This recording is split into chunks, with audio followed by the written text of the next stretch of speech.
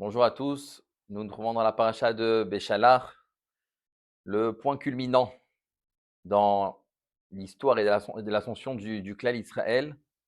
Pourquoi le point culminant? Parce que, comme tout le monde sait, c'est la paracha, ce qu'on appelle Shabbat Shira, la paracha du chant que a chanté tout le clan Israël en symphonie dans l'ouverture, parce que l'ouverture de la mer Rouge. Et c'est pour cela, entre autres, qu'on l'appelle Shira Chadasha. Voici un nouveau chant. C'est une nouvelle Shira. Pourtant, il y a eu des chants qui étaient au préalable dans l'histoire avec Adam Arishon. Il y a eu un chant de Adam Arishon. Malgré tout, ici, on l'appelle Shira Chadasha. C'est un nouveau chant. C'est un chant qu'il n'y a jamais eu et qu'il n'y aura jamais.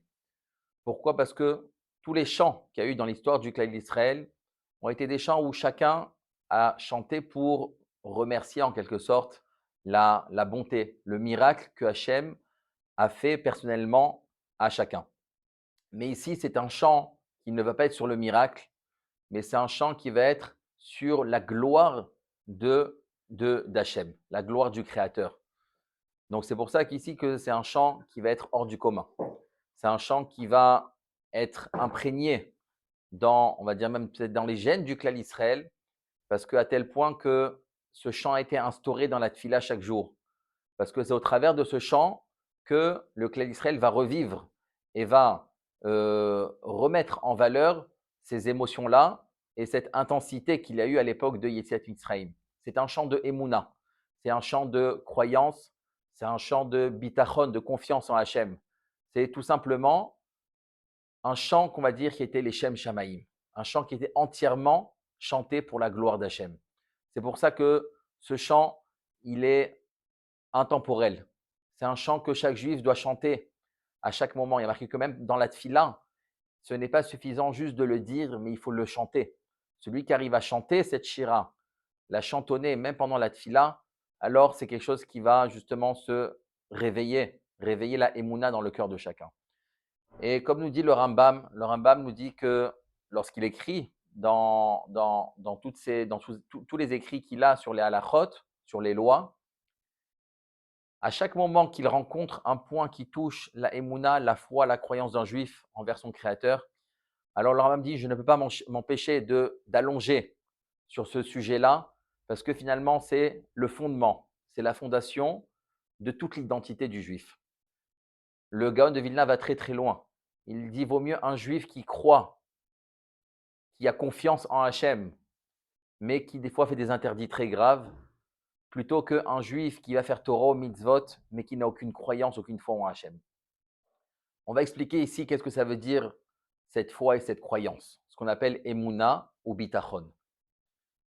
Pour comprendre un petit peu ça, le mot Shira, qui veut dire le chant, nous savons que dans la racine de chaque mot qui est dans le Lashon HaKodesh, dans la langue sainte, chaque mot recueille en lui l'essence même de ce que ça veut dire. Ce n'est pas juste une connotation, ce n'est pas juste euh, des lettres qu'on utilise pour se relier à une idée, mais ça veut dire que le mot exprime et au fond de lui, il va contenir tout le sens de ce que ça veut dire.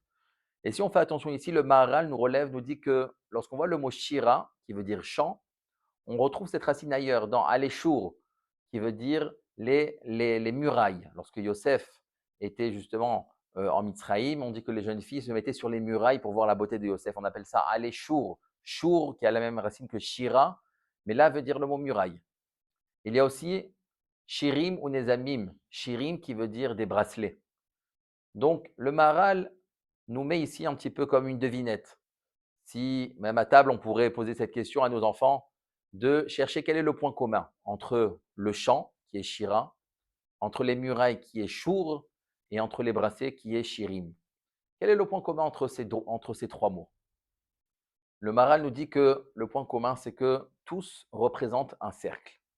La muraille qui va encercler la ville, le bracelet qui va encercler le poignet, et le chant qui est aussi un cercle de la vie. Et c'est ça qu'on va un petit peu mieux expliquer. Pour entrer dans la paracha et pour arriver à cette notion-là de Emouna Bitachon, on voit que lorsque les Béné Israël sont sortis de Mitzraïm, pour refaire un petit peu l'historique. Donc, ils ont voyagé pendant 7 jours pour arriver après à l'entrée, aux portes de la mer Rouge. Et voici que pendant ce matin-là, la mer s'est ouverte et ils sont sortis de Mitzraïm. On voit que le chant, la shira, Va'az vayaminu b'Hashem u'b'Moshe Avdo, c'est qu'à ce moment-là que voici que le Ham Israël a eu cette émouna, a cette confiance et cette croyance en Moshe et en Hachem. Tout le monde demande, mais pourtant, ils ont déjà vu tous les miracles. Les 10 plaies sont déjà tombées. On sort d'Égypte, donc ça veut dire qu'on n'est plus dans le territoire égyptien. On sort du territoire égyptien. Malgré tout, la Torah nous témoigne, sachez que la émouna du Ham Israël, elle n'est pas encore bien ancrée. Elle n'est pas encore dans les cœurs de chacun. C'est avec uniquement lorsque 7 jours après, il va avoir l'ouverture de la mer Rouge, Az vayamin ou Bachem ou Moshe Avdo. C'est là qu'il va avoir une croyance qui va justement, qui va, qui va s'imprégner dans les cœurs de chacun. Et la question est comment ça se fait? Pourquoi? Pourquoi les miracles n'étaient pas suffisants? Pourquoi toutes ces grandeurs, ces grandioses, un monde qui a été bouleversé, le cycle naturel qui était à l'encontre de tout ce qui était mis en place depuis des millénaires? Pourquoi cela n'a pas suffi pour qu'un juif puisse voir la main d'Hachem dans ça? La Torah nous dit que lorsqu'ils sont sortis justement d'Égypte, alors ils ont avancé doucement, doucement, d'étape en étape. Et il y a un moment où il nous dit voici qu'ils arrivent à Pi Hahirot.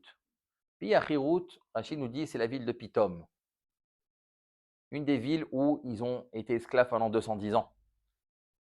Et pourtant, a priori, dans leur chemin, lorsqu'ils sont sortis d'Égypte, cette ville, ils l'ont déjà dépassée.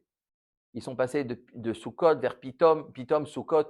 Donc, c'est-à-dire que c'est une ville qui sont sortis déjà de Pitom, ils sont sortis d'Égypte.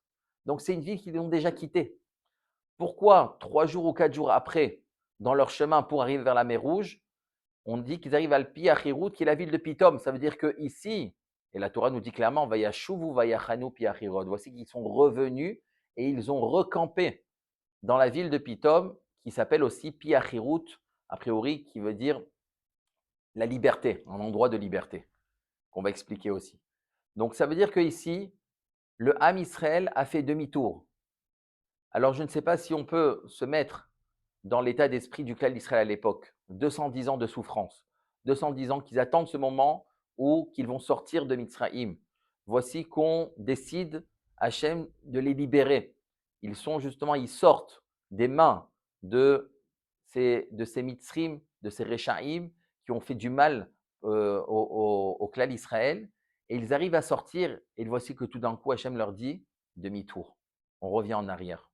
On retourne dans la ville où vous avez souffert pendant 210 ans. Ici, nous avons la clé de ce que représente la Emouna et le Bitachon. La croyance en Hachem, on va dire que tout le monde croit. Même ceux qui se disent athées, au fond d'eux, tout le monde croit. Parce que croire, c'est de savoir qu'il y a des choses que l'homme ne peut pas être à l'origine. Si je vous dis, prenez un verre dans votre cuisine, jetez-le par terre ce verre, qu'est-ce que ça va donner? Des débris. Imaginez-vous que quelqu'un va prendre tous ces morceaux de verre et il va dessiner un cheval.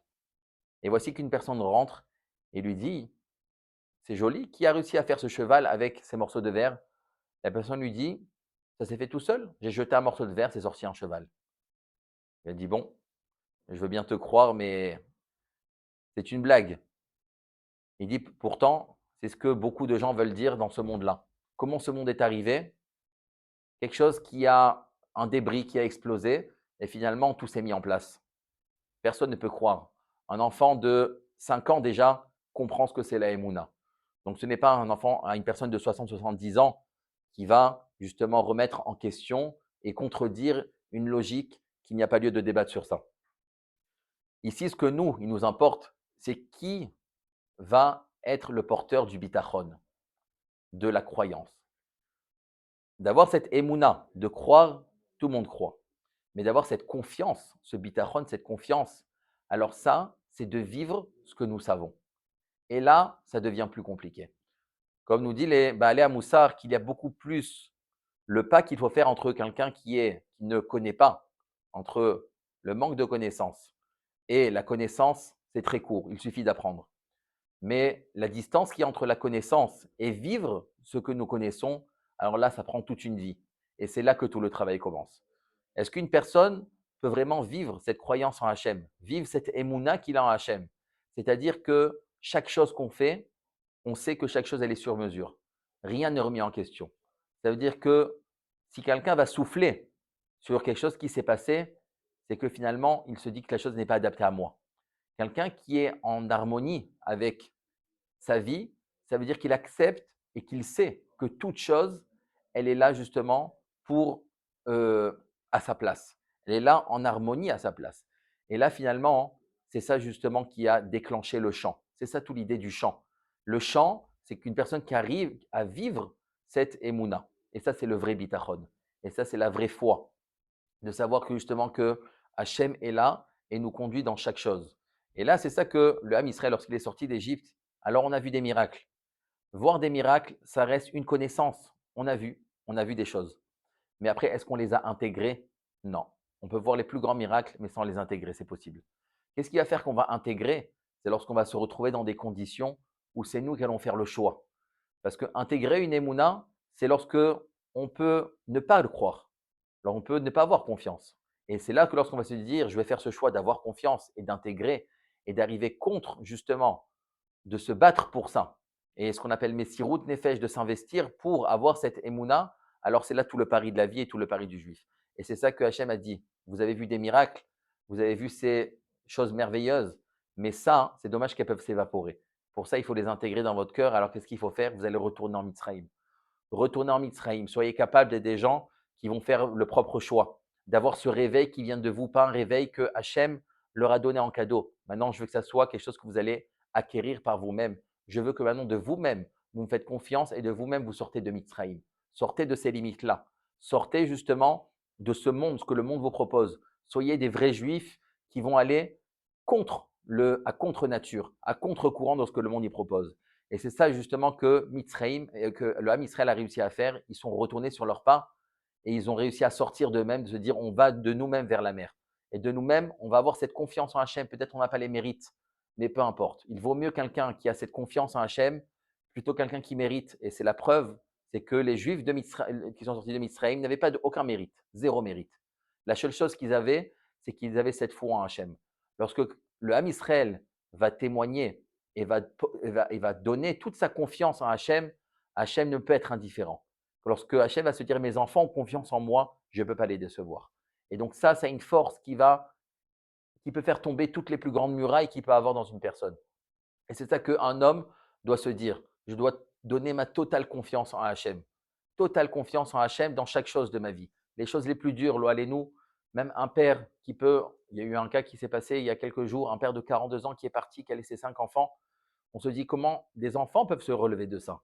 Eh bien pour ça, un juif, n'importe quel âge, alors il doit avoir cette confiance-là, de savoir que chaque chose que Hachem nous fait, c'est elle est à sa place. Ça n'enlève pas la souffrance, ça n'enlève pas la douleur, mais ça donne une tranquillité dans le cœur de savoir que la chose, on sait qu'elle est à sa place. Elle peut être dure, mais on sait qu'elle est là et on sait qu'elle est vraie. Il vaut mieux aller dans un chemin qui est vrai, mais qui est difficile, plutôt qu'un chemin facile que ça se trouve, on ne sait pas vers où ça va nous amener. Et donc finalement, c'est ça la vraie Shira. Un champ, c'est un cercle, parce que finalement, Hachem nous donne ce monde-là, nous propose ce monde, et nous sommes témoins de savoir que chaque chose que Hachem va créer pour nous, eh bien, on va savoir le redonner à son créateur, le redonner sa source, de où il vient. Nous allons témoigner que cette chose n'est pas par hasard, mais on sait qu'elle vient d'Hachem. Donc, c'est-à-dire que finalement, nous remontons les choses vers Hachem, et c'est ainsi que nous venons fermer cette boucle. C'est pour ça que c'est un cercle. Un champ, il est aussi il y a c'est une partie que on va répéter. Et donc ça, c'est ce qu'on appelle un chant. On arrive à répéter les choses, c'est-à-dire ces choses qui reviennent en boucle. Il y a le refrain. Ce refrain qui fait qu'on revient au début. Et donc, c'est une harmonie. C'est-à-dire que tous les points sont à la même distance du centre. Ça veut dire qu'il n'y a aucune différence. C'est la vraie harmonie totale.